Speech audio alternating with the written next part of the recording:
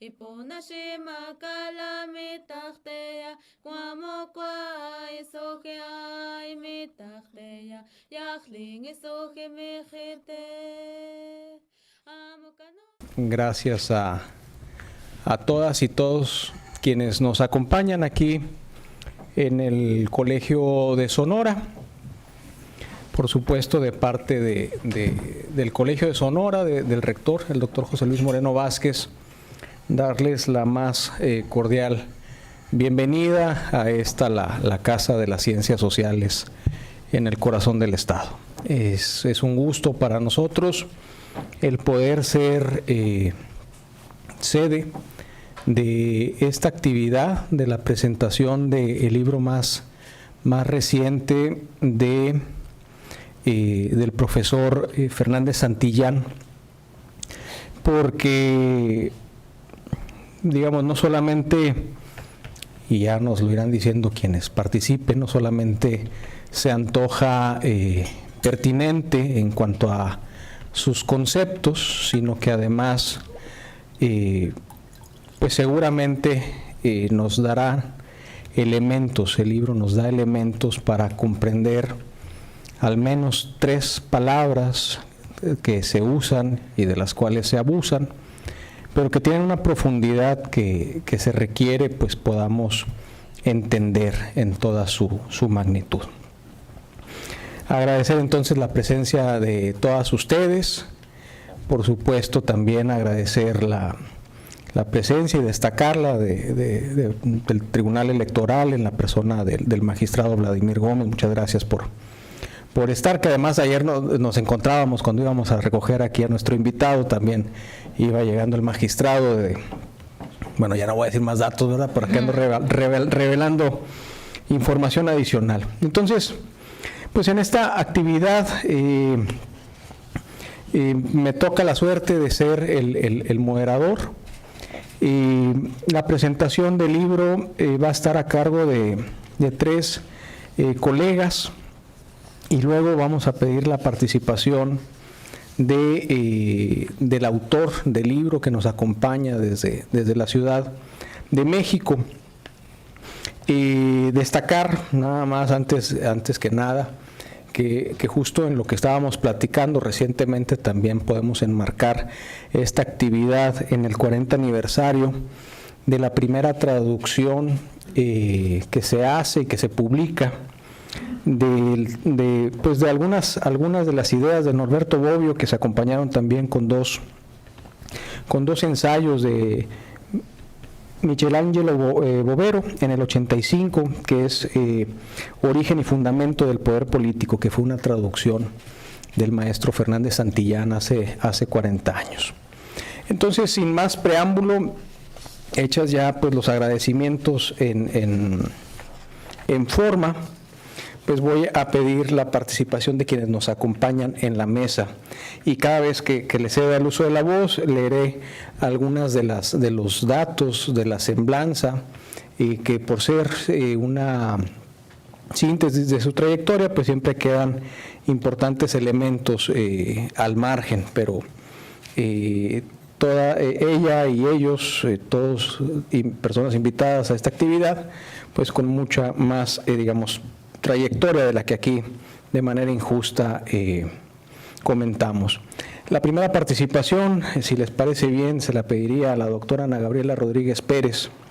Ella es doctora en Ciencias Sociales con especialidad en Globalización y Territorios por el Colegio de Sonora, maestra en Estudios de Género por el Colegio de México y licenciada en Ciencias de la Comunicación con estudios en Sociología por la Universidad de Sonora. Actualmente es profesora investigadora de tiempo completo del Departamento de Sociología y Administración Pública de la Universidad de Sonora y coordinadora de la licenciatura en Seguridad Pública. Entre sus líneas de investigación que ha desarrollado con éxito y de manera destacada en los últimos años, encontramos la línea, digamos, el tema de género, identidades de género, género, espacio y práctica, vivencia espacial, género y desigualdades sociales, violencia de género, masculinidades, género y seguridad pública, análisis cualitativo de políticas públicas, estudios culturales, mercado laboral y grupos en situación de vulnerabilidad. Algunos elementos a destacar: es integrante del Sistema Nacional de Investigadoras e Investigadores en nivel candidato, representante electa del Departamento de Sociología y Administración Pública para el Colegio Universitario en los años 25-27, ha sido coordinadora de la Maestría en Desarrollo Social de la Universidad de Sonora del 20 al 22, ha sido asesora en materia de género e inclusión laboral del Gobierno Federal, así como para distintas dependencias estatales y locales, ha participado como investigadora asociada en proyectos como contribuir a descarbonizar las ciudades mexicanas a través de un ecosistema de transporte eléctrico y movilidades sustentables, estudios de caso e intervención de 2 ciudades polares, Cuernavaca y Hermosillo, liderado aquí por el Colegio de Sonora, y en materia de violencia de género en las universidades mexicanas, particularmente de violencia digital y de medios, liderado por la Universidad Pedagógica Nacional. Asimismo, ha sido integrante de la ahora extinta Comisión por la Equidad de Género de la División de Ciencias Sociales de la UNISON, y pues ha participado en seminarios, congresos y foros nacionales e internacionales, publicando artículos, capítulos de libro y dirigido tesis en temas vinculados a sus líneas de investigación. Doctora, muchas gracias, bienvenida, la escuchamos. Okay. Bueno, buenas tardes a todas y todos. Agradezco al doctor Peña la oportunidad de formar parte de la presentación del libro Política, Democracia y Populismo del autor José Fernández Santillán. Voy a leer para que sea más rápido porque tenemos poco tiempo, pero al ratito platicamos ya. Entonces, honestamente, estar con ustedes hoy en el Colegio de Sonora es un honor para mí, ya que regreso a mi antigua casa académica, no como alumna, sino como comentarista, que acompaña a los doctores Centeno, Cáñez y el mismo autor del libro, Fernández Santillán. Hoy quiero hablarles de un libro que es mucho más que un análisis académico, es un viaje urgente para entender los tiempos que vivimos, un libro que nos ayuda a descifrar titulares de periódicos y discursos políticos que nos desconciertan. ¿Por qué triunfan los líderes que atacan las instituciones? ¿Está realmente en crisis la democracia? ¿Es el populismo el enemigo político a vencer? Para dar respuesta a alguna de estas interrogantes, se me ocurre que Fernández Santillán hace un llamado a dar el justo valor de los significados de términos que en el presente han ido perdiendo sentido y han sido vaciados de su complejidad original. Para ello, el autor no se queda en el aquí y ahora, sino que voltea su mirada hacia la Grecia antigua, reconocida cuna de la democracia, de tal manera que realiza una arqueología de ideas políticas en esta obra titulada Política, Democracia y Populismo. Ahora, me gustaría iniciar la reflexión reconociendo que vivimos tiempos políticos desconcertantes, en donde hay crisis de representatividad, polarización. Es decir, nos encontramos en un momento de creciente cuestionamiento político. Y en este contexto, política, democracia y populismo nos ofrece algo más, un viaje conceptual y reflexivo que nos permite comprender el camino que nos ha guiado hasta aquí, pero también de las posibles veredas que podríamos transitar en el futuro. El libro se organiza en 2 partes. La primera está compuesta por la introducción y 14 concisos capítulos, mientras que la segunda se conforma por 10 capítulos. Fernández Santillán nos invita rastreando conceptos fundamentales desde su origen. Entonces podemos ver ahí titulados los capítulos como la Constitución de los atenienses, la discusión de los 3 príncipes, Platón, Aristóteles, Polibio, de la República a la tiranía, Cicerón, Roma y el cristianismo, política y el cristianismo, San Agustín, Santo Tomás de Aquino, Maquiavelo, Savonarola y el primer autor en analizar el populismo, Ostrogorsky, hasta llegar a su manifestación contemporánea, que ya los capítulos hablan sobre el Brexit, la figura de Trump y Berlusconi, sin dejar de lado a Kakutami, para reflexionar sobre cómo mueren las democracias, pero también cómo podrían morir los populismos. La tesis central del libro es que el populismo no es una anomalía reciente, sino una patología recurrente de los sistemas políticos que resurge cuando se debilitan los pilares de la democracia liberal. Para continuar con la metáfora del viaje, digamos que la primera escala se ubica en los cimientos de la filosofía política, de tal manera que recupera de Aristóteles, para quien la democracia podía degenerarse en demagogia, o a Polibio, quien acuñó el concepto de oclocracia, que es el gobierno de la muchedumbre, como la forma corrupta del gobierno de muchos, y a Cicerón, defensor de la república y la ley natural.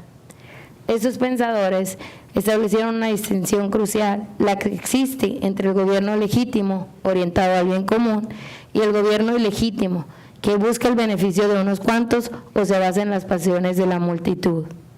Entre las ideas principales de esta primera escala podemos destacar: la política en su origen era una actividad noble orientada al bien común. El liberalismo moderno ha incorporado la esencial protección de las libertades individuales y el gobierno limitado. Y la democracia liberal es un sistema que, si bien es robusto, sufre tensiones inherentes entre la representación y la participación. 4. La crisis democracia representativa y el distanciamiento entre ciudadanos e instituciones es la condición de posibilidad para el auge del populismo, que será el tema central de la siguiente parte del libro. Entonces, la gran lección, digamos, de la primera parte, al menos para mí, es que está en reconocer que los dilemas de la política, como quién debe gobernar o cómo se evita la tiranía, ya estaban planteados desde la antigüedad. Eso quiere decir que no son realmente actuales ni es una innovación del siglo XXI, sino la reactualización de una patología política milenaria, la degradación de la democracia en un gobierno plebiscitario y pasional, que, guiado por un líder, amenaza con disolver el marco legal e institucional que hace posible la libertad. ¿Cuánto tiempo me queda? Bien. Ok, entonces bueno, en la segunda parte el autor salta al siglo XXI y nos muestra cómo estas patologías clásicas adoptan nuevas formas. Analiza lo que se denomina populismo y neopopulismo y caracteriza al neopopulismo como que se caracteriza el neopopulismo por 3 aspectos: el retroceso cultural, liderazgos carismáticos y antiinstitucionales, y el uso estratégico de la posverdad y las redes sociales. Entonces, presenta para esto 2 eventos como manifestaciones sintomáticas de una misma crisis global de la democracia liberal: el rechazo al sistema que se da, por ejemplo, el Brexit, ¿sí? Y digamos Trump, se alimentaron de un profundo malestar contra las élites establecidas, en Reino Unido contra la burocracia de Bruselas y la clase política londinense, y en Estados Unidos contra Washington. La política de la nostalgia, ¿no? Eslóganes como Take Back Control, Make America Great Again, apelaron a un sentimiento de pérdida y a un deseo de recuperar una soberanía o una grandeza pasada. Eso conecta directamente con la idea de retroceso cultural. Entonces, el uso de la posverdad y la comunicación, digamos que en ambas campañas se utilizaron estrategias comunicativas que priorizaban la emoción sobre los hechos y usaron las redes sociales para bypassear a los medios tradicionales y conectar directamente con las bases, creando comunidades de sentido cerradas. Y no sé, tal vez eso les recuerde algo que estaba o que está pasando y pasó en nuestro país. Entonces, bueno, y utilizar a la globalización como un chivo expiatorio, identificar a la globalización y el libre comercio y la inmigración como las causas principales de los problemas económicos y culturales de los seguidores de ambos grupos. Entonces, el Brexit y Trump no son anomalías, sino la encarnación práctica de las tendencias populistas que el libro viene teorizando: liderazgos antiélite, nacionalismo identitario y el rechazo al orden internacional liberal. Okay, entonces, para entender el combustible de este populismo moderno, pues ya les hablaba de retroceso cultural, ¿no? Ese es el concepto clave para entender esos desplazamientos que se dan frente a los cambios culturales tan rápidos que se están dando, ¿no? Es una resistencia, pues, ¿no? Entonces, ¿quiénes sienten ese retroceso?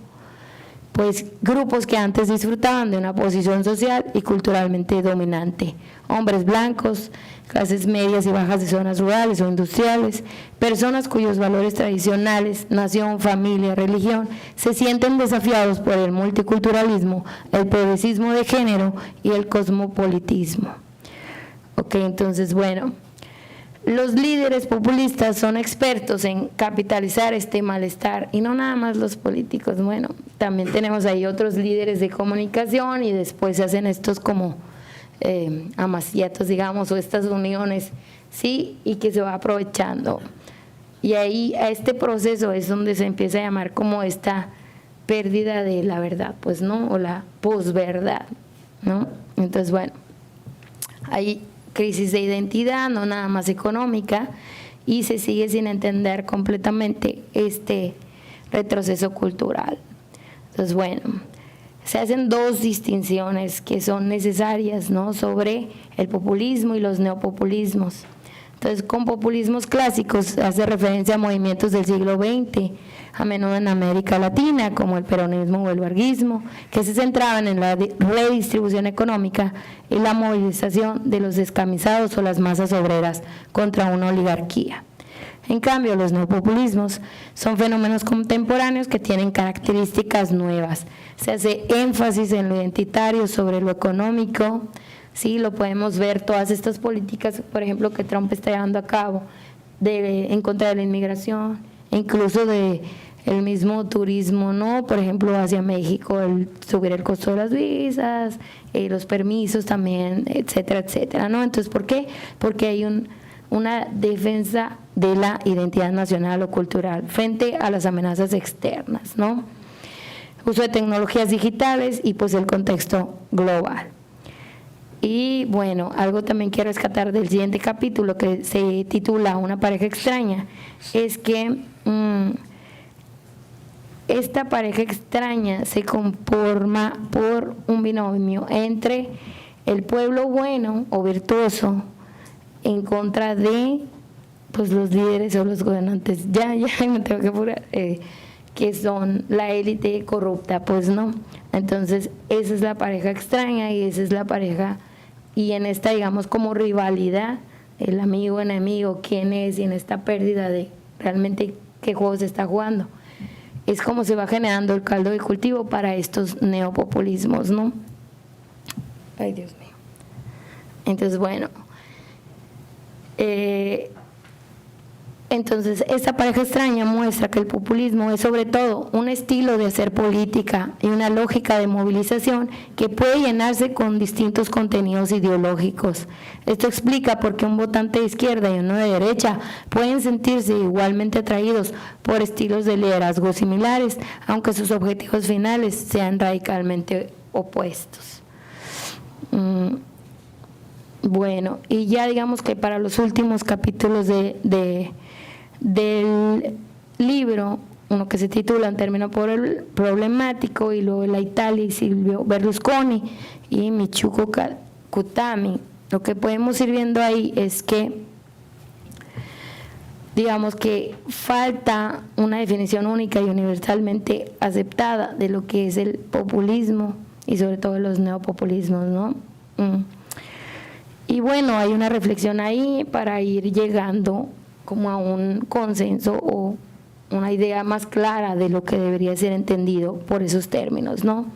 Y el caso del capítulo de Berlusconi, digamos que es como el ejemplo más preciso que encuentra el autor para que podamos entender esta discusión teórica y llevarla a una realidad, porque Berlusconi representa el arquetipo del neopopulismo europeo de derecha.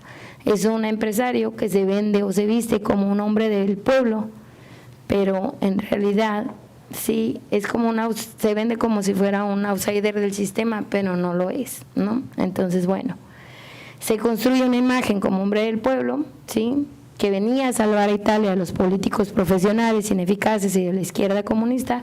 Eso también no sé si le suena algo a la política que se hace en Sonora, ¿no? ¿Ya? Bueno, entonces ya, nomás para terminar, digamos, una pequeña conclusión o reflexión final para dar paso a lo que viene. A mí me gustaría concluir que el mensaje del libro en general es tanto una advertencia y una esperanza, porque nos ofrece una advertencia sobre el populismo como una amenaza real para la democracia liberal, pues busca sustituir el pluralismo y el Estado de Derecho por la voluntad unilateral de un líder. Pero también nos deja un mensaje de esperanza. Los regímenes populistas contienen las semillas de su propia destrucción. Su dependencia excesiva de un líder, su frecuente incompetencia administrativa y el eventual cansancio de la ciudadanía abren espacio para la resistencia y la reconstrucción de la democracia.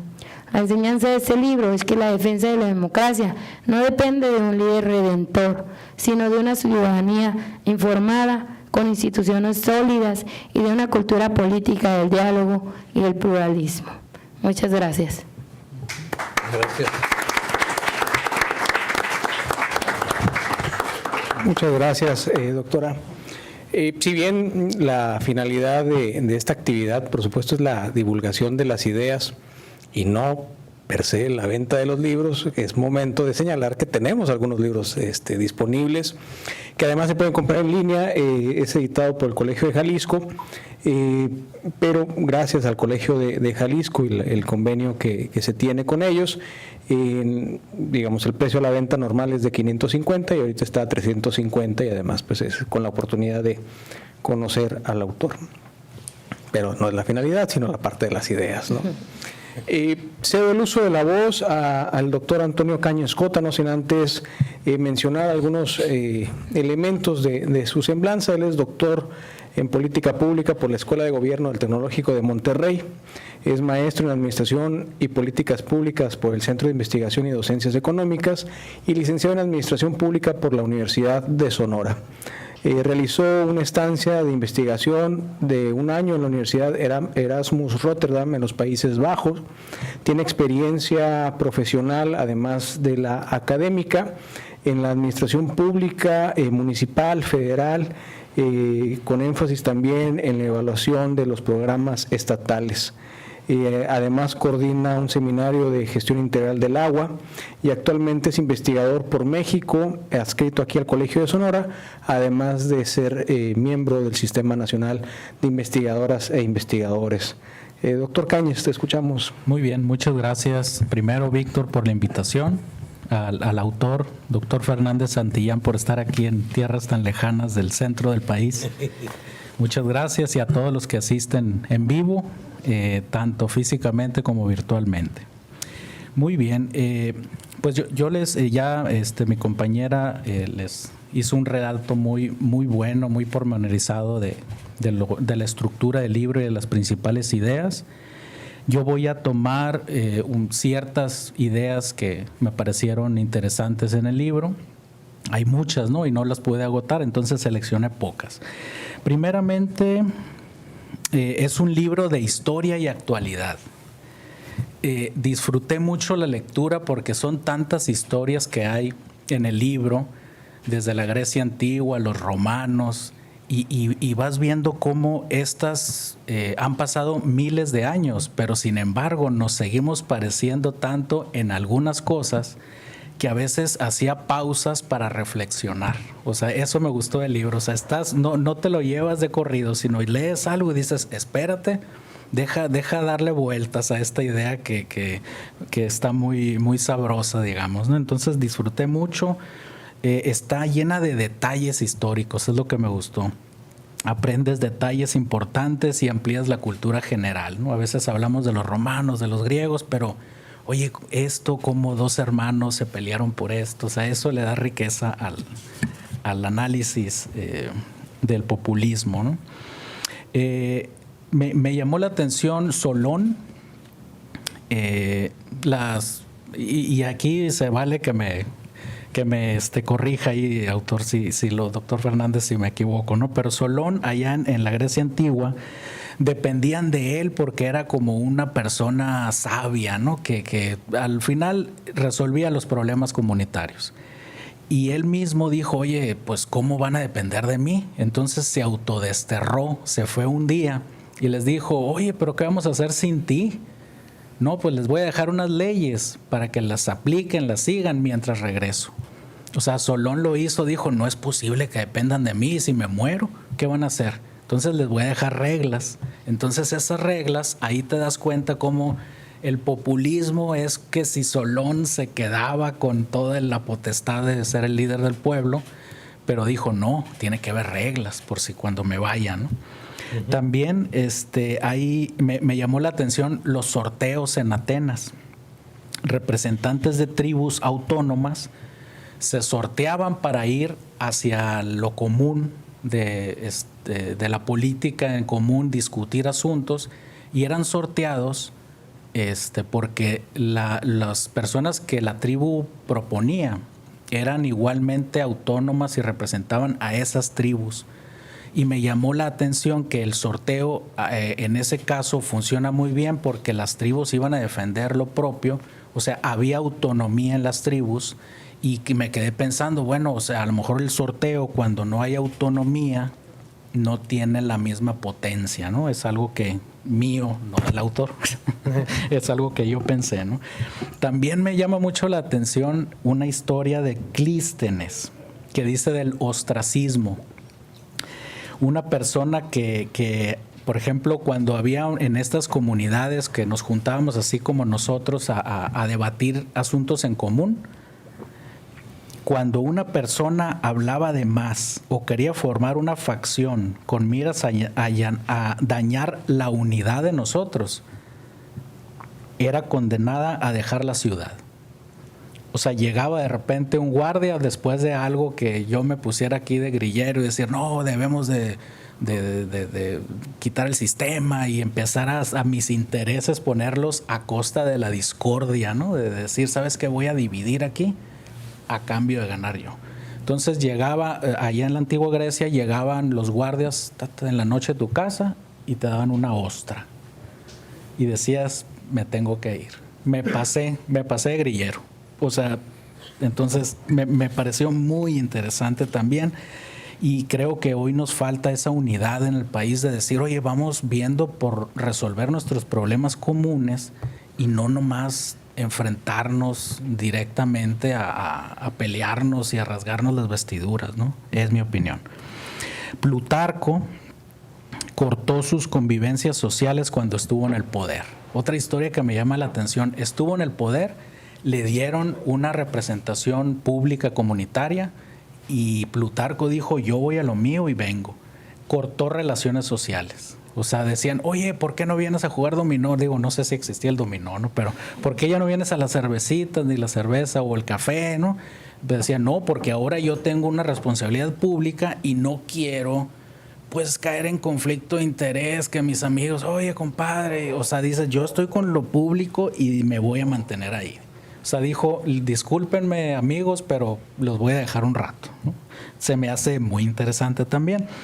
Pericles dice que los nombramientos públicos deben ser por virtud y bondad, ¿no?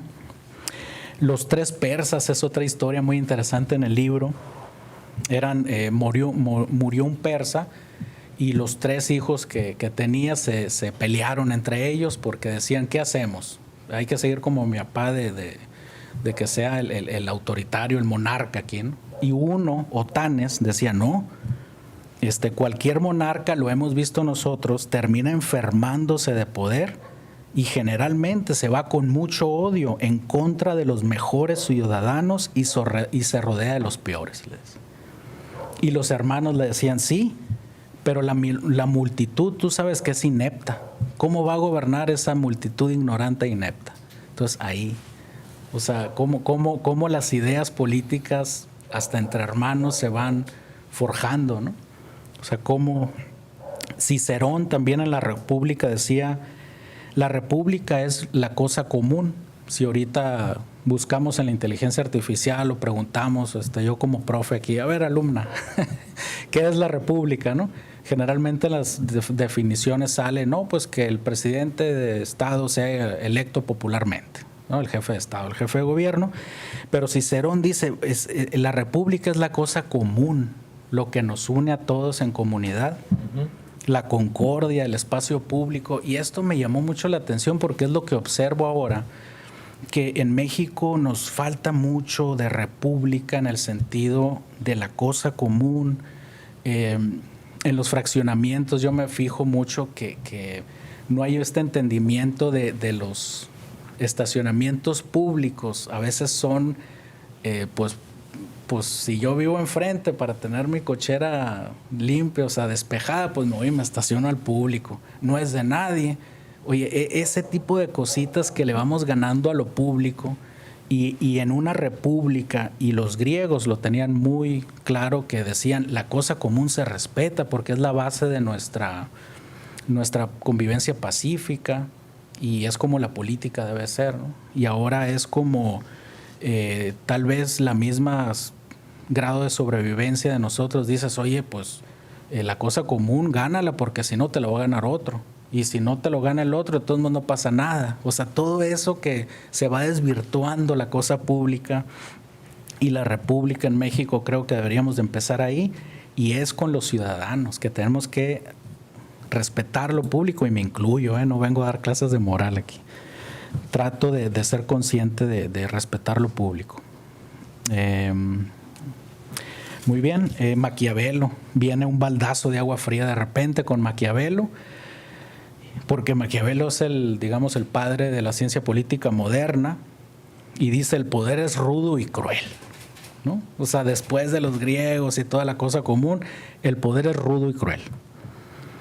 Pero también el autor dice, espérense, Maquiavelo está mal interpretado, porque le decimos siempre a Maquiavelo, uy, qué maquiavélico, decimos, ¿no? Como diciendo, anda truculento, ¿no? El fin justifica los medios, y no. El autor aclara que Maquiavelo simplemente le dijo al príncipe: para mantener tu principado necesitas utilizar el poder, pero ahí el autor dice, Maquiavelo dejó en el príncipe la idea de que solo los fines que construyen y preservan el Estado valen la pena con los medios, no cualquiera. Entonces, nosotros generalmente decimos que maquiavélico, el maquiavelismo, pero Maquiavelo simplemente dijo, así es la política cruda y ruda, entonces hay que entenderla así, pero nunca dijo hay que ser malos y hay que hacer todo por el poder, no. Savonarola se dijo el intérprete de Dios y el pueblo. Entonces él decía, ¿no? Hasta se atrevía a decir, es que Dios quiso decir esto. Entonces, no, el pueblo dice esto. Entonces él era el único que en la Florencia antigua se dedicaba a interpretar. La democracia liberal que el doctor Fernández apunta, me parece muy actual también, que no nomás la democracia liberal incluye también a las minorías, porque a veces decimos la democracia es la mayoría. Votamos aquí algo y la mayoría ganó y la minoría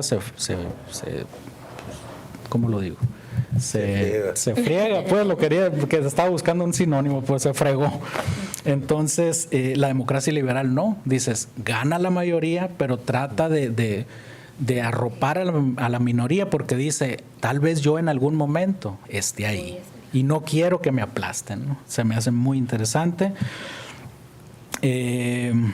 Los neopopulistas llegan al poder por el voto, llegan a concentrar el poder, llaman pueblo a los que los aplauden y llaman no pueblo a los que piensan en contra, o incluso a alguien que se atreve a dudar o preguntar, dicen no, tú ya no eres del movimiento y no eres pueblo. Entonces se me hace muy interesante que se repite a lo largo de la historia y en varios países los mismos patrones. Peter Wiles, hacia el final del libro, el autor, doctor Fernández, pone 24 rasgos distintivos del populismo. Destaco que el populismo es anti-intelectual, anticientífico, antitecnológico, y los populistas, una vez en el poder, cuando logran el éxito, se aburguesan los líderes populistas. O sea, llegan como pueblo, como decían, y al rato pues, como que pues les empieza a gustar las marcas y todo esto, ¿no? Y mochilas y todo, sí. Y bueno, y el libro dicen, el autor, el doctor Fernández Santillán dice, ¿cómo mueren los populismos? Ahí da la fórmula, esa no se las voy a decir para que compren el libro. Para que lo lean. Bueno, muchas gracias. Excelente.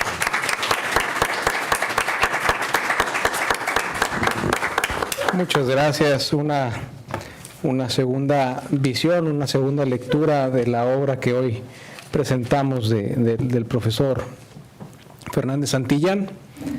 Es el momento ahora de cederle el uso de la voz al doctor Ramón Centeno. Él es profesor investigador titular del Departamento de Sociología y Administración Pública de la Universidad de Sonora, donde se incorporó en el 2018. Obtuvo su doctorado en política en la Universidad de Sheffield, en Inglaterra, en el 2016. Fue becario postdoctoral del Instituto de Investigaciones Jurídicas en la UNAM poco antes. Él, a través de su trabajo académico y docente, explora las vicisitudes de los regímenes políticos contemporáneos frente a las luchas de izquierda y derecha. Y a partir de esa intención ha investigado el México actual y con ello publicado, disertado y compartido a través de artículos en revistas académicas como el Latin American Perspectives, Politics o la revista española de Sociología, entre otros de las revistas y de los números. Entonces, muchas gracias, doctor, por estar aquí también. Te cedo el uso de la voz. Muchas gracias, es un gusto estar aquí en el Colegio de Sonora, compartiendo con ustedes. Gracias al doctor Peña por esta invitación para tener este diálogo, porque hace falta más diálogo entre el Colegio de Sonora y la Universidad de Sonora, entonces está muy bien y así entiendo yo la invitación, que hay que ser recíprocos y vamos a estar dialogando y es un honor en ese sentido. Y también estar aquí con el doctor Fernández. Muchas gracias por este libro y también por sus traducciones de Norberto Bobbio, que ahí me han servido un montón, ¿no? en años pasados, ¿no? Y hasta hoy hice la relación, dije, es él. él es quien tradujo estos trabajos, qué buena onda. Entonces es una oportunidad para agradecer muy buenas traducciones, muy ágiles sobre todo. Y este trabajo también lo agradezco, me permitió y me permite organizar un montón de ideas que, o sea, en ese sentido puedo afirmar que somos colegas, o sea, estoy ahora mismo también escribiendo algunas cosas, entonces uno siempre aprende por comparación, ¿no? y leyendo a otros. Y este libro es, lo voy a decir con mis palabras evidentemente, ¿no? Es una película, es un rastreo, es una mirada panorámica de cómo llegamos a esta situación actual en el cual la palabra populismo es el concepto, se ha convertido en el concepto articulador de la ciencia política en estos momentos. Esa es la cosa, ¿no? Entonces leer este libro fue un repaso no solo de la antigüedad, que ahorita me referiré un poco a ello, sino a los hechos de los últimos 15 años, desde Occupy Wall Street. Bueno, el autor por supuesto se va desde antes, hablando de Silvio Berlusconi en Europa, y por acá la oleada populista que comienza con Hugo Chávez en Venezuela, etcétera. Entonces ese paneo, esa mirada panorámica resultó y resulta muy útil, muy pertinente. Es decir, es una gran introducción a la materia. O sea, yo fácilmente la podría usar con mis estudiantes, ¿no? Para que se entienda cómo llegamos a la actualidad. Estuve hace 2 meses en el Congreso de la Asociación Internacional de Ciencias Políticas, IPSA. Este año fue en Corea. Y justamente, o sea, para mí fue muy sorprendente cuando yo fui estudiante de posgrado hace ya unos unos años, el concepto articulador, o sea, al menos en México, o sea, todo el mundo estaba discutiendo democratización. O sea, era el fenómeno. O sea, las democracias iban hacia arriba y México no era la excepción. O sea, esta oleada democrática seguía hacia arriba, ¿no? Y ahora el concepto articulador en este Congreso fue otro, donde el populismo, por supuesto, está en esa constelación de significantes, que es autocratización. Es decir, ahora lo que se discute es lo contrario. O sea, ya no cómo avanzamos a la democracia, sino cómo esa oleada va en la dirección opuesta, y los datos son sorprendentes, ¿no? Este año, por primera vez, después de, o sea, es la primera vez en más de 20 años que las autocracias superan en número a las democracias. Esto ocurrió este año, ¿no? O sea, de hecho, se ha detectado la existencia de una tercera ola de autocratización. O sea, ya nadie está hablando de olas de democracia, sino olas de lo contrario, ¿no? Entonces, una pregunta importante es, ¿cuál es la contribución del populismo a la autocratización que está ocurriendo en esos momentos en el mundo? Y por supuesto, hay una variedad de respuestas, porque el populismo es uno de los factores claves. No es el principal, pero en las democracias existentes es uno de los principales factores que causan deterioro. Entonces hay otro concepto, que es el de episodios de autocratización, que ya están además muy, muy medidos, ¿no? Es decir, es cuando un país entra, o sea, recibe esta, vamos a llamarle así, ya no estoy siendo aquí muy científico, ¿no? Es contagiado de esta enfermedad, ¿no? Y puede salir y regresar y continuar siendo democrático, pero generalmente se termina el episodio con un retroceso, una erosión en la democracia, si no es que el régimen atraviesa una frontera y ya se convierte en otra cosa, ¿no? O sea, pasa al autoritarismo o autocracia, como se le llama ahora. Y este año México entró, que es parte de esta lista de países en episodios de autocratización que no se terminan de resolver, entró en una llamada zona gris. Una zona gris de la democracia. ¿Qué significa zona gris? Significa que en México se ha llegado a ese punto donde, desde el punto de vista de los observadores externos que elaboran estos índices, no les queda muy claro, por eso se llama zona gris, no queda muy claro si tal vez México ya atravesó la frontera y ya no es correcto calificarlo como democracia, ¿no? Entonces, por supuesto, desde el punto de vista que yo y otros colegas tenemos, o sea, México sigue siendo democrático, pero es un régimen de esta naturaleza que ha perdido solidez, por decirlo en palabras muy, muy reducidas. O sea, por eso han llegado las cosas a un punto donde diferentes equipos de investigación en el mundo dicen, bueno, ya no nos queda muy claro el caso mexicano, ¿no? O sea, ya el Poder Judicial ya no está a la par de los otros dos poderes, o sea, ya quedó por debajo, ¿no? El Instituto Nacional Electoral también ha sido erosionado, estuvo a punto de perder la autonomía prácticamente, no la perdió, pero quedó socavado, ¿no? Entonces, son ese tipo de indicadores los que ya no dejan claro por dónde está la cosa, ¿no? Entonces, es natural, o sea, ahora todo el mundo, lo que todo el mundo estamos discutiendo es esto. ¿Qué onda con el populismo? ¿Qué onda con la autocracia? ¿Qué está pasando aquí en México? ¿Qué está pasando en el mundo? Y por supuesto, para resolver estas preguntas tan acuciantes, creo que siempre es útil, y por eso también me gustó el libro, acudir a debates ancestrales, ¿no? O sea, son cosas que venimos discutiendo no de hace 3, 4, 5 años, ¿no? Sino desde hace miles de años, literalmente, ¿no?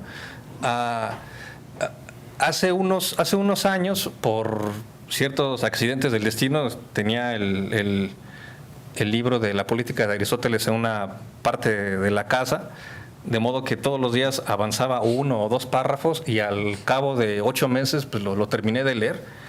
y quedé muy clavado. Y entonces luego me seguí con la Constitución de los atenienses, una cosa maravillosa, ¿no? Entonces aquí releer esto fue como dialogar con alguien que también está obsesionado con la antigüedad. Esa es la verdad. Y dije, no, pues qué padre, porque para mí Solón es el considerado el fundador de la democracia en Atenas. Desde mi punto de vista, es el primer caso que tenemos registrado de populismo. Pero él fue un populista muy, muy original. O sea, el populista tiene una relación directa con las masas. De hecho, en el caso de Atenas, lo buscan y le dicen, tú llévanos por dónde, ¿no? Él además acepta, cambia las reglas del juego político, mete a los ciudadanos pobres al sistema a ser parte de. Pero Solón, al mismo tiempo además de ser el primer populista registrado en Occidente, es uno de los únicos, o al menos, o tal vez el único en su tipo, que hace algo que los demás populistas no hacen. O sea, una vez que toma el poder y cambia las reglas del juego, se sale de la ecuación. Y ya. Entonces, deja unas reglas muy establecidas y así nace la democracia. Él se va a otro lado. Es decir, él no queda obsesionado con perpetuarse en el poder. Entonces, es un caso muy raro, pero que nos sigue creando preguntas, porque pues ahí se originó la palabra democracia, ¿no? Que nos sigue dando vueltas y vueltas, aunque estuvo sepultada en la historia durante unos 1900 años, ¿no? Unos 2000 años, porque ya cuando cae la democracia ateniense, alrededor del 300 antes de Cristo. Entonces estamos hablando de un buen rato, ¿no? Y esta palabra nos sigue conmocionando, y por lo tanto lo que ocurre ahí, los conceptos que se crean ahí, siguen siendo pertinentes, aunque por supuesto también siempre resulta complicado trasladar toda la discusión antigua a la actualidad, porque el uso que le damos a los conceptos no siempre es equivalente. O sea, si nos pusiéramos estrictamente aristotélicos, lo que hoy llamamos democracia no puede ser llamado democracia, sino Aristóteles lo calificaría de oligarquía en muchos sentidos, pero vayámonos en un sentido procedimental. Para Aristóteles, lo clave y lo que determina que una cosa sea llamada democracia es que los puestos se definan por sorteo. El sorteo, o sea, la quiniela, ¿no? Y el mecanismo que define a una oligarquía, esto es sorprendente, es la votación.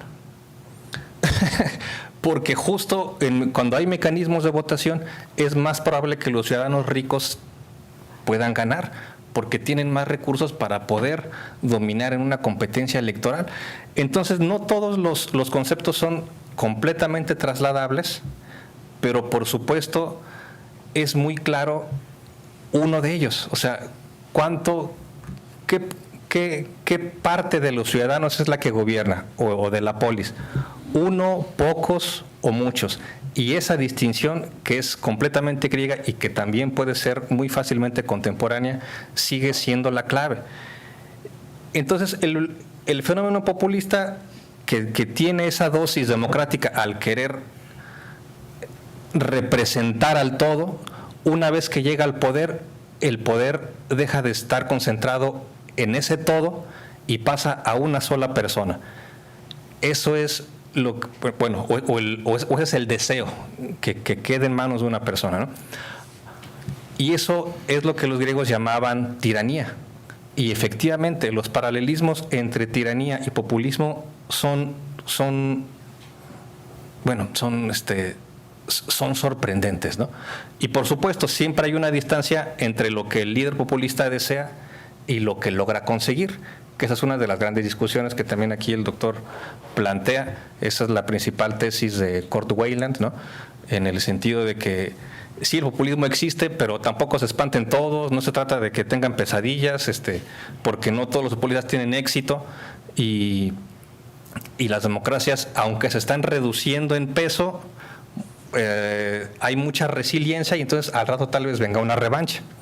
Entonces es una discusión inacabada, el fenómeno está todavía en curso, pero por supuesto estamos en una presentación de un libro en la materia, entonces yo no voy a desperdiciar esta oportunidad de hacer algunas preguntas al autor, como por ejemplo, o sea, si yo tuviera que citar al doctor Fernández sobre qué es el populismo, ¿cuál sería la síntesis que nos ofrecería, doctor? Porque sí hace este rastreo de cómo han definido otros y no me terminó de quedar claro cuál de esas definiciones es la que usted dice, esta es la buena, o tal vez tenga usted otra, ¿no? Eso sería interesante e importante para mí, ¿no? Porque además le voy a pedir el autógrafo, ¿no? Y la otra es, y lo voy a decir en un sentido un poco provocador y hasta leninista, queda pendiente una pregunta, es ¿qué hacer? ¿No? O sea, una cosa es que ciertos investigadores describan cómo caen las democracias o los populismos, pero en concreto, si por allá hay algunas ideas programáticas de esto es lo que se puede hacer, esta es la vacuna, pues cuéntenos, ¿no? Sí. Muchas gracias.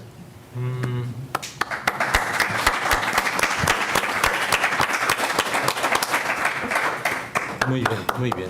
Pues muchas gracias por esta tercera visión, tercer comentario de la que motiva la obra que hoy se presenta, y justo es con esta gran oportunidad de poder tener aquí entre nosotros para preguntarle, para tratar de entender más justo al profesor José Fernández Santillán, quien antes de cederle el uso de la voz, también leo algunos elementos de su trayectoria que bueno, ahí le iremos diciendo, ¿no? Él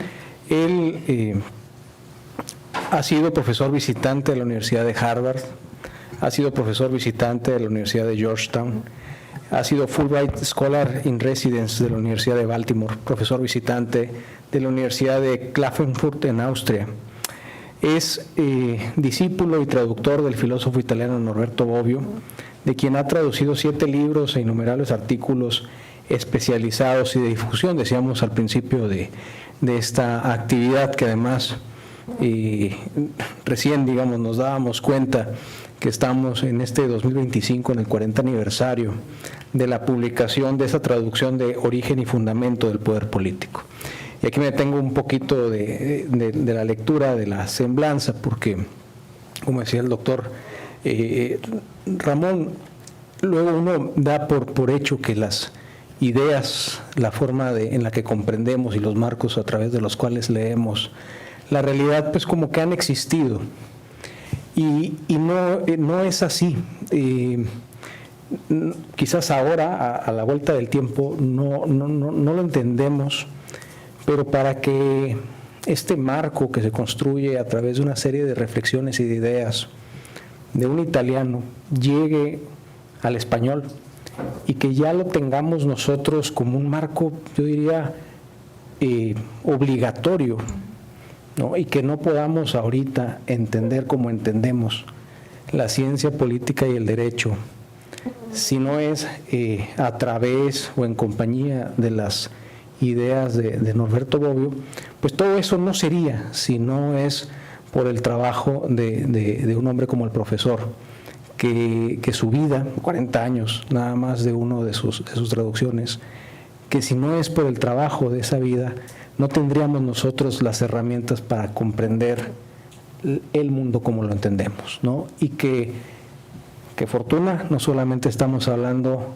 y celebrando el 40 aniversario de esa traducción, sino que también estamos hoy reunidos por un libro publicado este mismo año y que nuevamente nos entrega marcos diferentes para comprender lo que estamos observando. Creo que esa es la oportunidad importante que tenemos el día de hoy. Actualmente es profesor investigador en el Colegio de Jalisco, es investigador nacional nivel 3 y acaba de recibir la distinción de que su nombramiento se extiende por 15 años más. Entre los libros del doctor Santillán se encuentran por mencionar algunos títulos: Filosofía política de la democracia, que se publicó en el 94, El despertar de la sociedad civil en el 2012. Y hay que decirlo que cuando hablamos de sociedad civil otra vez tenemos este marco de comprensión gracias al trabajo de una vida del doctor Fernández Santillán. Política, Gobierno y Sociedad Civil de Fontamara, 2010. Sus libros han sido traducidos al inglés, al italiano y al portugués. Y por supuesto su obra más reciente, que es la que nos convoca hoy, Política, Democracia y Populismo, publicada por el Colegio de Jalisco. Ya quienes han precedido en el uso de la voz han hecho algunas preguntas, algunos planteamientos, y bueno, pues la palabra es suya, profesor, lo escuchamos. Muchas gracias. ¿Me escuchan? Sí. Bueno, primero que nada quisiera agradecer al Colegio de Sonora la invitación que me hicieran. Por favor, mi agradecimiento al rector José Luis Vázquez. Y eso no hubiera sido posible sin el contacto primero, sin las gestiones administrativas que no se ven, pero pues aquí está el resultado, hechas por el doctor Víctor Peña, que me contactó a través de un amigo común, Freddy Mariñez, y Víctor se encargó absolutamente de todo, y su equipo de trabajo. A todos ellos muchísimas gracias. Gracias a los doctores Ramón Centeno, a la doctora Ana Gabriela Rodríguez Pérez y al doctor Antonio Cáñez Cota por sus palabras. Y voy a comenzar señalando y a la vez respondiendo algunas de las preguntas. ¿Qué me motivó a escribir este libro? No solo un afán científico, que luego lo llevé a ese terreno para contestar una serie de aberraciones que yo estaba viendo tanto en el análisis político mexicano como a nivel internacional. Es decir, precisamente el que gente supuestamente académica en Estados Unidos, en Europa, en Sudamérica, sobre todo en Argentina, decían, bueno, el populismo es un concepto polisémico. ¿Y qué carambas quiere decir esa palabra polisémico? Que tiene muchas definiciones, todas válidas, y entonces que no puede ser definido. Y eso sí me hirvió la sangre y dije, esta es la mejor manera de evadir la responsabilidad intelectual y la honestidad mínima de alegremente decir, no sé qué es el populismo, pero ahí les ve este libro. Ah, Dios mío, qué osadía. Y entonces yo ya había hecho otro libro, un primer libro sobre el populismo. Y ahí había dejado en claro algunas cosas, pero juzgué necesario por la literatura tan amplia que se está produciendo a diario a nivel internacional, en menor medida en México, en que casi todos son análisis periodísticos muy banales. Si hay una crisis en México, hay muchas crisis en México, pero una que nos importa mucho es la crisis del análisis político. Tenemos muy malos analistas políticos que se creen diosesillos efímeros, dueños de la opinión pública, y que lo que hacen es confundir. Entonces, lo que yo hice fue, primero que nada, precisar el concepto. Y decirles, miren, ustedes están discutiendo el populismo de ahorita, por ejemplo, Donald Trump es populista, Víctor Orbán de Hungría es populista, Maduro en Venezuela, en fin. Y bueno, pero debe haber una definición precisa de lo que es el populismo. Y entonces dije, en esta superficialidad que solo toca el ahora, las cosas más contemporáneas, casi de la semana, pues yo dije, me voy a ir a las bases, a la historia, ¿no? Y concluí, y aquí la respuesta, que el populismo es ante todo una forma de gobierno, y un movimiento social que trata de imponer esa forma de gobierno. Entonces, para eso lo que han hecho, incluso en la Grecia antigua, es aprovechar los mecanismos de la democracia para destriparla por dentro. Entonces, es una forma de gobierno, pero aquí hay una cosa bien importante para tener las ideas claras. Todos los clásicos de la filosofía política distinguieron entre formas buenas y formas malas de gobierno. La forma buena de gobierno es la democracia, la forma mala de gobierno es la demagogia. Bueno, entonces la pregunta lógica es cómo distinguir las formas buenas de las formas malas. Y ahí me basé precisamente en Polibio. Y dice, la forma de gobierno donde una persona gobierna bien es monarquía. La forma mala es la tiranía. La forma buena cuando gobiernan pocos es aristocracia. La forma mala es la oligarquía o la mafia del poder. La forma buena es la democracia y la forma mala es la demagogia. Pero ¿cómo distinguir las formas buenas y las formas malas? Son dos mecanismos. Uno, si gobierna conforme a la ley o sin respetar la ley. A la primera se le llama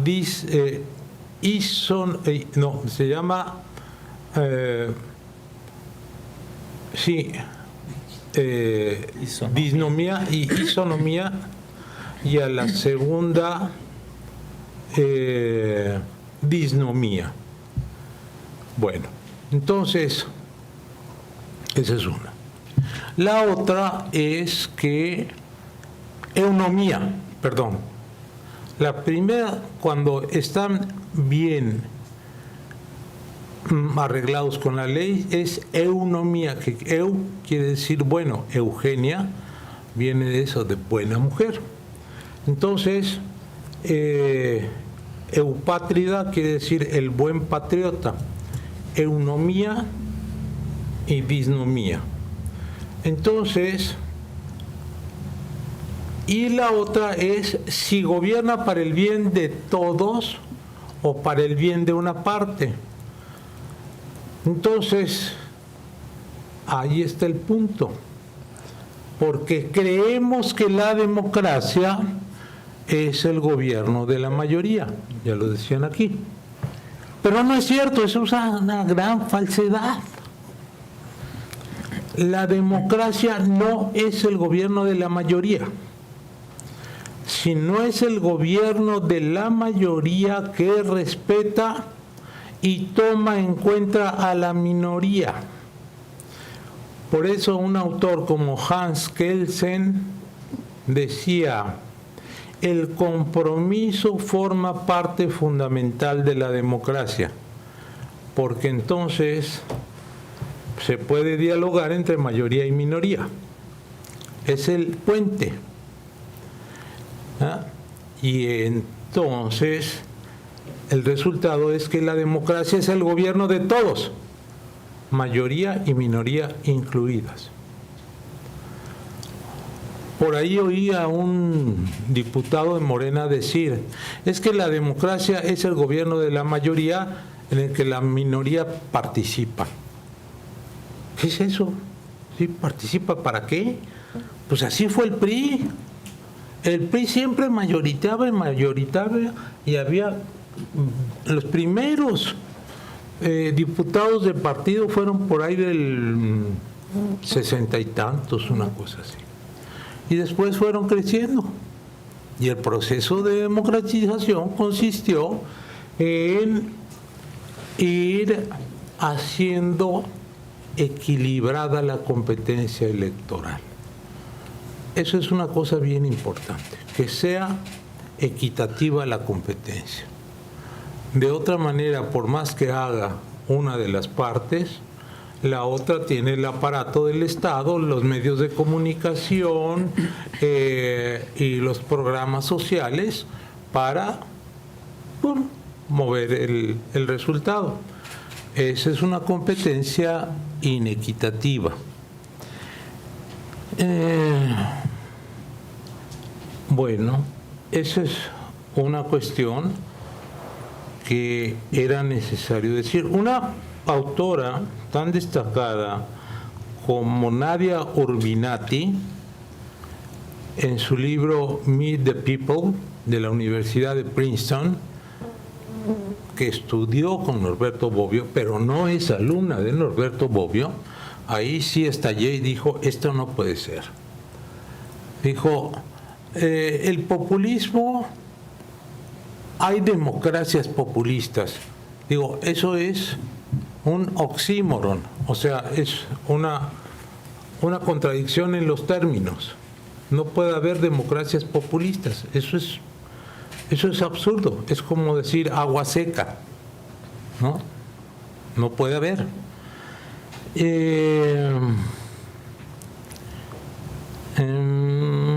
Bueno, una cosa importante.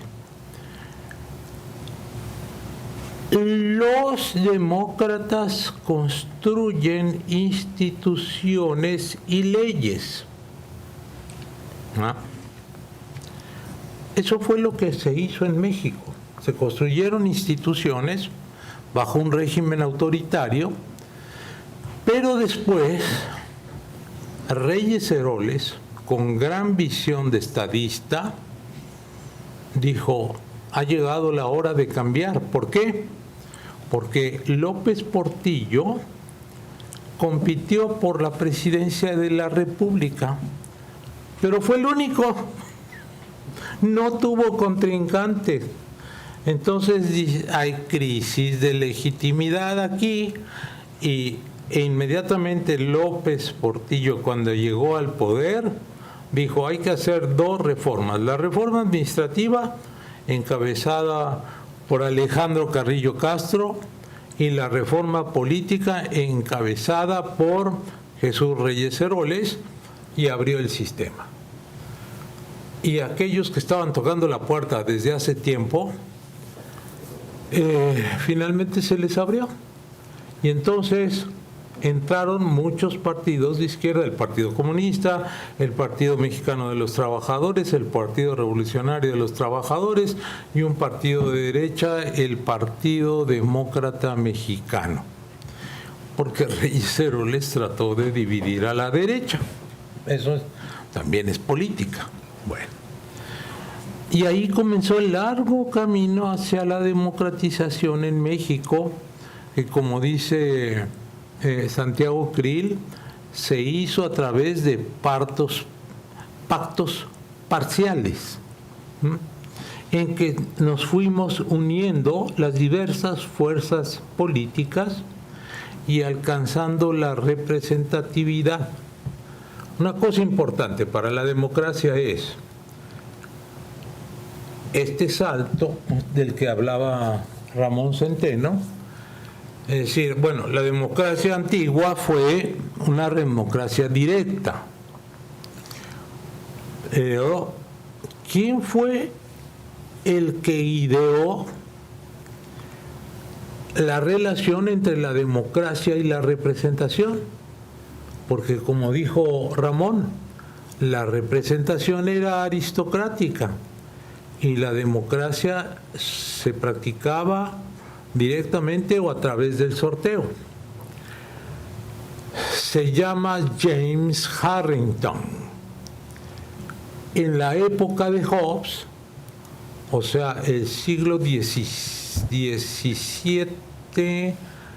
sí, en el siglo XVII, al parejo de Hobbes, dijo, la democracia, la representación puede ser democrática a condición de que las elecciones se repitan, de tal manera que el poder quede en el pueblo, le damos la confianza a un partido y si ese partido hizo bien, lo premiamos y le damos la confianza. Y si no, se lo damos a otro.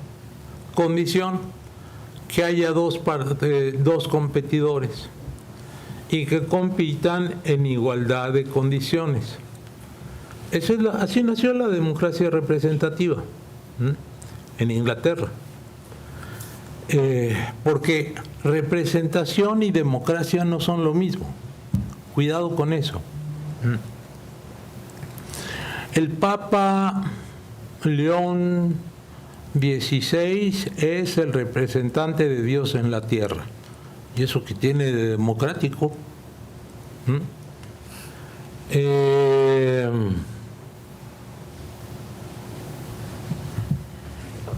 El señor Martínez es el representante de FEMSA en el estado de Sonora. ¿Y eso qué tiene de democrático? Nada. Entonces, la representación y la democracia no siempre coinciden. La representación, para que sea democrática, tiene que ser política. Es decir, representa a las personas en cuanto ciudadanos. Primera identidad. Es una verdad de perogrullo, pero hay que repetirla. No. 2. La condición de la democracia es que se deje en libertad a las personas para poder razonar, discutir y elegir a su representante. Así como hay un habeas corpus, o sea, que tu cuerpo no puede ser tocado o metido a la cárcel sin un debido proceso, así tu mente no puede ser influida por otros factores. Por eso es que hablo de Michiko Kakutani, porque ella dice que hoy es el tiempo de las mentiras. La posverdad suena muy bonito, pero es mentira. Punto. ¿No? Ese es el viaje al pasado, para recoger las experiencias que ha tenido la democracia y traerla a nuestro tiempo. A fin de cuentas, ¿en qué consiste la democracia? En instituciones y leyes que despersonalizan el poder. Un amigo muy querido se llama Luigi Ferrajoli, seguramente lo han oído hablar. Y en un congreso en el que participamos muchos intelectuales, pero estuvimos muy cerca Luigi Ferrajoli y Remo Bodei. Si no han leído, léanlo, es un genio. Remo, como Rémulo y Remo. Remo Bodei, B grande, O, D de dedo, E de España y de Italia. Remo Bodei. Bueno, nada más para decirles de quién se trata. Falleció hace poco, pero daba clases en el doctorado de la Universidad de Frankfurt sobre Hegel. O sea, sí se enseñaba a hacer chiles a Clemente Jacques. Un genio. Me gustó mucho lo que dijiste, que el populismo es una patología. Sí, es una enfermedad, ¿sí? Porque es una forma mala de gobierno y se tiene que resolver de alguna manera. Y yo lo que hago también es distinguir entre populismo clásico y neopopulismo. El populismo clásico es el de Perón en Argentina, el de Getúlio Vargas en Brasil, el de Lázaro Cárdenas en México. Fueron movimientos de masas, nacionalistas, y todos ellos construyeron instituciones. ¿Qué es lo que hace hoy el neo? Siempre se debe decir contra quién. Y ellos lucharon contra las oligarquías que tenían como sirvientes a los gobernantes y como respaldo a los militares. Y la política era para ellos, era un coto cerrado. No, el populismo, lo que hicieron clásicos fue romper el dique que ponían estas oligarquías y abrir la política a la política de masas, como la llama Arnaldo Córdoba. En cambio, el neopopulismo no se enfrenta a las oligarquías, sino que está destruyendo a las democracias y está destruyendo a las instituciones democráticas y sobre todo que está destruyendo a los sistemas judiciales. Bobbio decía, cuando los tres poderes se juntan en una sola persona, eso tiene un nombre muy preciso. Se llama tiranía. Y entonces,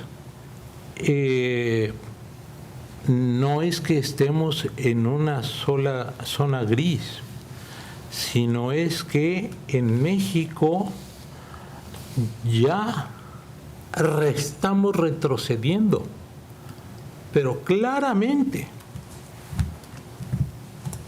En México ya no es una democracia, ¿no? Es una autocracia. Y allí están todas las evidencias, pues, científicas.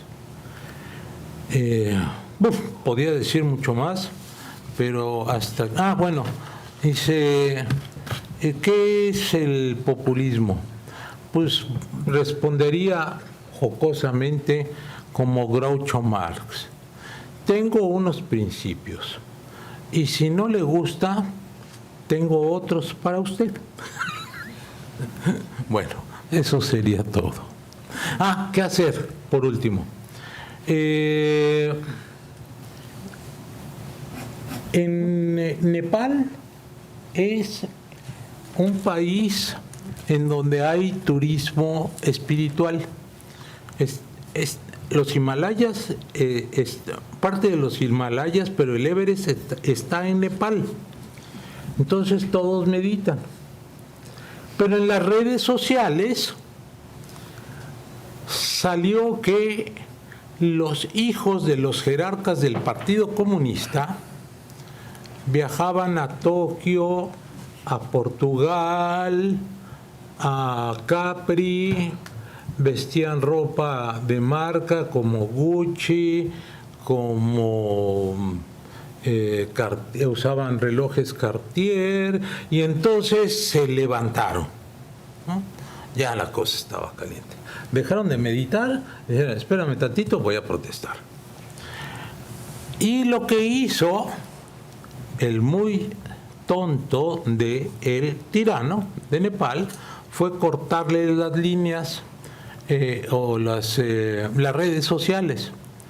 Y entonces montaron en cólera, quemaron el Parlamento, quemaron el Palacio de Gobierno y fueron por el tirano. Y logró escapar a duras penas en helicóptero y se fue. Se olvidó de su mujer, ahí la dejó. Se acordó, el ejército ya no mató gente, la policía fue la que mató gente. El ejército dijo, ya no vamos a matar más gente, a ver cómo vamos a resolver esto. A través de las redes sociales votaron y acordaron que la presidenta del Poder Judicial fuera la presidenta interina para que llamara a elecciones. Ahora sí, vamos a regresar a meditar. Santo remedio. Eso es todo.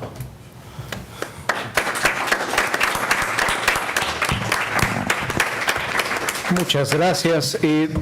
Damos unos minutos para recuperar algunas preguntas, algunas reflexiones de quienes nos acompañan esta noche.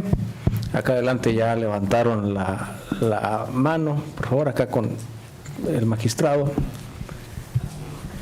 Muchas gracias. Pues bienvenido a Sonora y agradecer que esté por acá. La verdad es que no conozco el libro, pero ahorita, aprovechando la oferta y el autógrafo, me lo voy a llevar. Tengo muchas dudas, señal de que los expositores, los comentaristas hicieron buen trabajo, generaron muchas dudas. Me voy a limitar a unas tres, dos son muy sencillas. Cuando hablan de los casos que aborda ahí el Brexit y la elección de Trump, que me imagino que es la primera elección de Trump, saber si el libro si aborda el tema de Cambridge Analytica, sobre todo por esta idea que ahorita plasma usted en su intervención de la libertad del pensamiento, ¿no? Es decir, tanto en el Brexit como la primera elección de Trump está el fenómeno de esta empresa Cambridge Analytica, con todo lo que ya sabemos, ¿no? El voto dirigido a través de las redes sociales. No sé si sea un fenómeno, algo que esté analizado ahí. Si también se analiza más bien este fenómeno mundial de los movimientos antisistémicos, que tienen mucha relación con movimientos políticos que dicen, no, yo no soy parte del sistema político, me declaro ajeno al sistema político y entonces participo por el poder político, pero no me compares con lo mismo. Que es un fenómeno no exclusivo de México, es un fenómeno pues mundial. Y ya la última pregunta, para no acaparar. Cuando habla de esta idea kelseniana de la existencia de la minoría, que Kelsen incluso dice es una regla de oro de la democracia. Así es. La existencia de las minorías, tienen el derecho no solamente de existir, sino de persuadir, y tienen que tener el derecho de eventualmente convertirse en una mayoría, y le ponen una serie de reglas, ¿no? Cuando habla usted de dice, tienen que ser procesos de competencia equitativa respecto al proceso democratizador en México, las etapas que hemos tenido. La última era, pues ya avanzamos de un sistema donde pues, un solo partido dominaba la arena política, avanzamos hasta el momento en que dices, ahora vamos en la última etapa, que son reglas más equitativas de competencia, ¿no? Donde todas esas minorías puedan competir y eventualmente convertirse en una mayoría. Preguntarle desde su perspectiva, porque es algo que se le ha criticado a México, que hemos cometido un exceso en esas reglas de competencia. Alguien que nos vea del extranjero, los gringos, por ejemplo, que me dice, oye, pues ¿cómo regulas una competencia electoral al grado de que lo hacen los mexicanos con el tema de los dineros, con el tema de los medios de comunicación, lo que puedes decir, lo que no puedes decir, cómo lo puedes decir? No, es una pregunta de opinión de usted. No caímos en esa sobreregulación con tal de privilegiar el principio de equidad en la contienda electoral. Con eso lo dejaría. Si gusta, ahí atrás hay otra pregunta. Agarramos esta. No sé si hay alguien más con una mano para acaparar todo. Gracias. Sí, buenas noches. Doctor, muchas gracias. Muchas gracias también a los comentaristas. Una ponencia o un comentario muy interesante, muy ilustrativo sobre el populismo y el neopopulismo, estas diferencias. Al respecto, yo le quisiera preguntar, señaló usted a Venezuela y a algún otro gobierno, lo que no recuerdo ahorita, como neopopulistas, ¿es así como lo señaló? Ya llevan 12 años en el poder, digamos Maduro, ¿no? ¿Qué clase de régimen es ese? ¿Es una dictadura? ¿Es un régimen autocrático? Claro, sí. Ahora bien, México va retrocediendo en cuanto a las definiciones clásicas de democracia, va perdiendo espacios, va retrocediendo en materia de poder judicial, en materia de electoral, digo del Instituto Electoral, pero aún no llegamos a la autocracia. Sin embargo, usted dice que sí, ya estamos en la autocracia. ¿Es así como lo señala o vamos en ese proceso de retrocesos en la democráticos y hacia una autocracia? No, le contesto a lo que me llevó el libro, y después del libro lo que estoy viendo es un retroceso de la democracia, que primero nos movimos al populismo, luego a una tiranía populista y luego simple y sencillamente a la tiranía. Sin, ¿En el caso de Venezuela? No, en el caso de México. Estoy hablando del caso de México. Ahora, mire, perdón que hable en términos personales, pero yo soy mexicano, nací aquí, pero me crié en Nicaragua. Yo nací en 1953, tengo 72 años. Y Andrés Manuel López Obrador y yo somos compañeros de banca, nos conocemos muy bien, no se asusten. Entonces, yo viví la tiranía somocista y participé en la lucha de liberación sandinista. Sé de lo que hablo. Y venía precisamente en el camino con Víctor, que se ha portado, es un excelente anfitrión, platicándole de que antes de venir para acá, desde el hotel hablé con una prima, Chepita, está en Masaya, en Nicaragua, y para poder salir de su casa necesita presentar su identificación y decir a dónde va, cuánto tiempo va a tardar y regresar. A ese grado de control llegan porque están controlando todas las cuadras. como en la Cuba, los comités de defensa de la revolución, así se llaman los comités de defensa sandinistas. Eso, después de la tiranía, viene el totalitarismo, que es decir, ya no tienes vida privada. Y Cuba, como en Rusia. Pero el de Rusia es un totalitarismo de derecha, aliado con los populismos de derecha de Europa y con los populismos de izquierda de América Latina.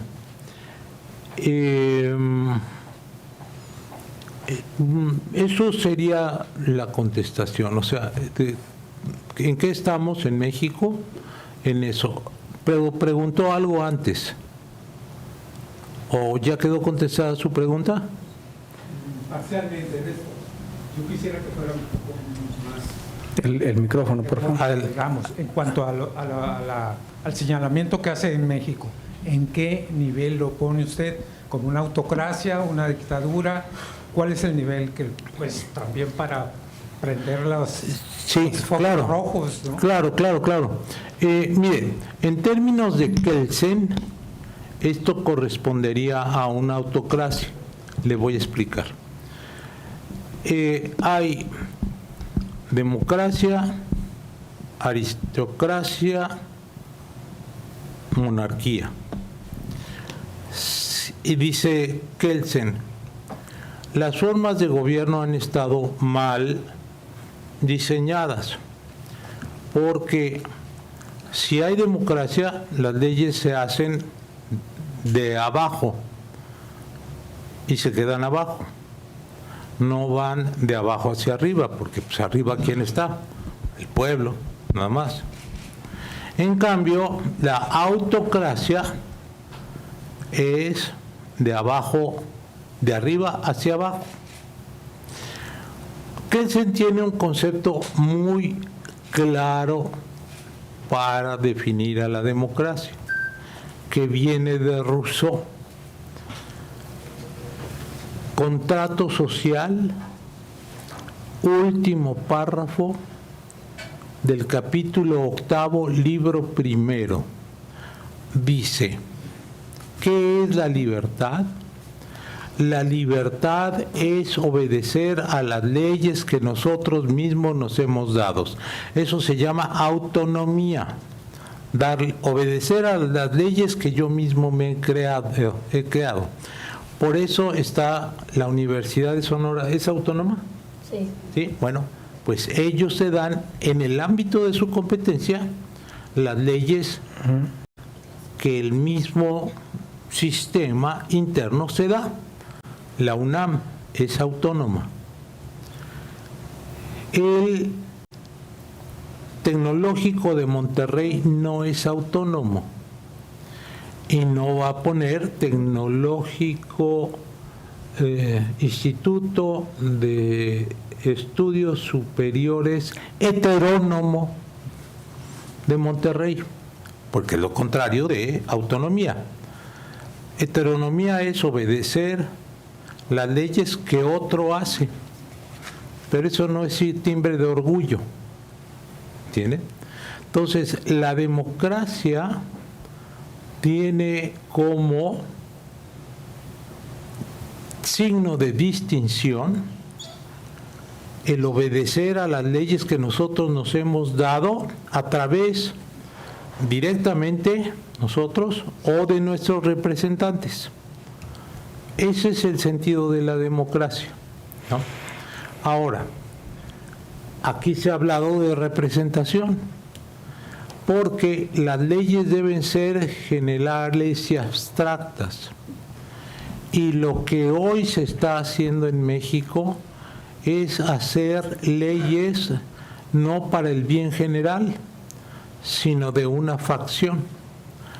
Ayer o el día de hoy aprobaron una ley contra la ley de amparo que venía desde la época de Mariano Otero. Eso es en contra de la lógica jurídica y del interés de todos, porque el amparo nos defiende de las arbitrariedades del Estado. Entonces, por eso llamamos a esta democracia liberal. Primero, las libertades liberales son las libertades, los derechos de libertad que están en las garantías individuales. Y la democracia es participar en la formación de las decisiones colectivas. La nuestra es una democracia liberal. ¿Qué quiere decir esto? Que liberalismo y democracia no son lo mismo. Y un populista como Víctor Orbán, el tirano, demagogo, autócrata de Hungría, dijo que la suya era una democracia no liberal. Válgame Dios. Y entonces, ¿cómo vas a poder participar si no te dejan hablar? Si estás en contra del régimen, te meten a la cárcel, ¿no? Es más, dijo que todo lo que habíamos avanzado, la civilización occidental está equivocada, que debemos regresar a la Edad Media. Así lo dijo. Ya me... Tenemos las preguntas también acá enfrente, las del Brexit, las de Trump. Sí, la del Brexit, perdón. Se prendió con la conversación ahí atrás, ¿verdad? Sí, yo decía algo, me faltó. Yo hablo ahí del Brexit. Sé exactamente lo que es Cambridge Analytica. Es una nanotecnología que va directamente a las personas en sus redes sociales, las estudian y mandan el mensaje. Estas compañías de propaganda o de consultoría electoral para ganar votos. Lo que hoy se sabe es que la primera elección o la competencia, la primera administración de Trump fue ganada mediante este tipo de trampas y con la ayuda de los rusos. Eso está probado, ¿no? Entonces, los rusos se andan metiendo por todos lados. La segunda pregunta, la del exceso de las sobreregulaciones y las reglas de equidad. Sí. Tiene razón. Nosotros, como dice José Waldenberg, creamos un sistema electoral a partir de la desconfianza mutua. Entonces, sobreregulamos. Y hablando con Jacqueline Pechard, que también fue consejera, me decía, es que Pepe, son tantas las reglas que el consejero tiene muy poco margen de maniobra, porque todo está súper regulado, ¿no? En el sistema electoral que había imperado a partir de 1996. Fue el gran momento, ¿no? Y ya después, pues viene una reforma electoral que no sabemos qué perfil tendrá, ¿no? Ahí sí, ya no sé qué van a hacer los legisladores ni sus asesores electorales.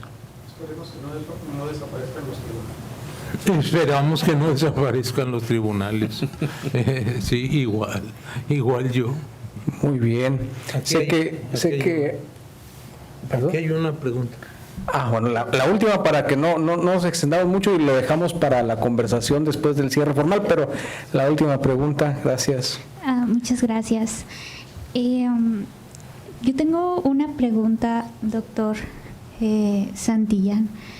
De acuerdo a su experiencia y sobre todo a su estudio tan amplio que ha hecho respecto a las democracias y al populismo, ¿usted cuánto tiempo cree que le lleve a México como volver a recuperar su democracia? Porque creo que últimamente, han sido, creo que los últimos 2 años con múltiples cambios en nuestro sistema político, jurídico, en los 3 poderes, últimamente pues más el Poder Judicial, con tantos cambios que hubo con la reforma judicial. Ahorita usted lo acaba de mencionar, ayer se aprobó por el Senado una reforma a la ley de amparo, pues que es regresiva, sí, y que va en contra de lo que establece nuestra propia Constitución, que no puede haber retroactividad en las leyes, y esta reforma es totalmente retroactiva.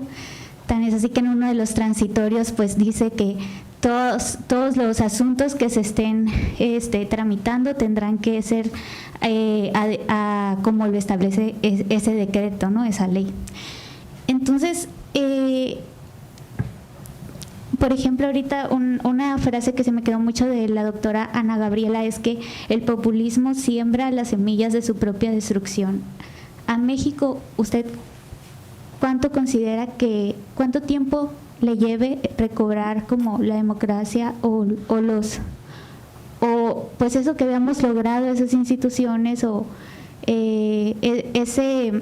yo sé que el Estado no es perfecto, siempre es perfectible, siempre hay cosas que mejorar, pero ¿cuánto tiempo cree usted que le lleve recuperarse de todos estos cambios que ha habido últimamente? Te voy a contestar a 2 niveles. El primero y el segundo. ¿No? Ya. Así. Ya te contesté. Primero, me podría defender como Bobbio se defendió cuando le preguntaron, el tema del seminario era el futuro de la democracia. Y entonces él dijo, pues no sé, pero me defiendo con 2 citas. Cuando a Hegel le preguntaron si América sería el país del futuro, dijo, un poco molesto, al filósofo no le incumbe el futuro, porque el filósofo se ocupa de la verdad y con eso ya tiene bastante. Primer nivel, no te lo vayas a enojar. Segundo, Weber, cuando le preguntaron sobre el futuro de Alemania, dijo una cosa similar. Nosotros, los científicos, nos ocupamos de las cosas del pasado y el presente, pero el futuro es inescrutable. Ahí te va al revés. Como los historiadores siempre están discutiendo, y la visión que teníamos del pasado, cuando llega la 4T lo cambia, entonces alguna vez un historiador, ya no me acuerdo el nombre, dijo, solo el futuro es seguro, el pasado es siempre incierto, porque depende de la interpretación que le des. Por ejemplo, cuando cae la Unión Soviética, por fin los rusos descubren a Trotsky, porque Trotsky fue un nombre prohibido por Stalin, ¿no? Un apestado. Lo vinieron a matar a México en agosto de 1940 en Coyoacán y dijeron, olvídense. Y desaparecieron y mataron a todos los trotskistas, incluyendo a su familia. El único que se salvó fue su nieto y ahora viven las bisnietas ya aquí. Ahora, mira, los mexicanos tenemos tal carácter que imagínate, el 15 de septiembre de 1910 eran las fiestas patrias, pero resulta que el grito de independencia lo dio el cura Hidalgo el 16 de septiembre en la mañana. ¿Por qué si se llaman fiestas patrias? Porque el 15 de septiembre era cumpleaños de Porfirio Díaz. Entonces los juntó y todavía los seguimos llamando fiestas patrias, o sea, seguimos celebrando a don Porfirio Díaz, ¿no? Bueno, le quito el don Porfirio Díaz. Y eso era el septiembre. 2 meses después estaba estallando la revolución. Entonces, ¿qué quiere decir? Que los mexicanos aguantamos, pero de repente ¡pum! Y así lo dice la historia, revísala, y de un catorrazo, para decirlo muy mexicanamente, de un golpe, ¡pum!, estallan las cosas, ¿no? Entonces, ¿qué puede suceder? Pues que nos salga los mexicanos y dejamos hasta aquí y hasta ahí llego, ¿no? Depende del carácter del mexicano, ¿no? Y eso sí, todos somos iguales, desde Sonora hasta Chiapas y de Yucatán hasta Tamaulipas, ¿no? En eso somos iguales.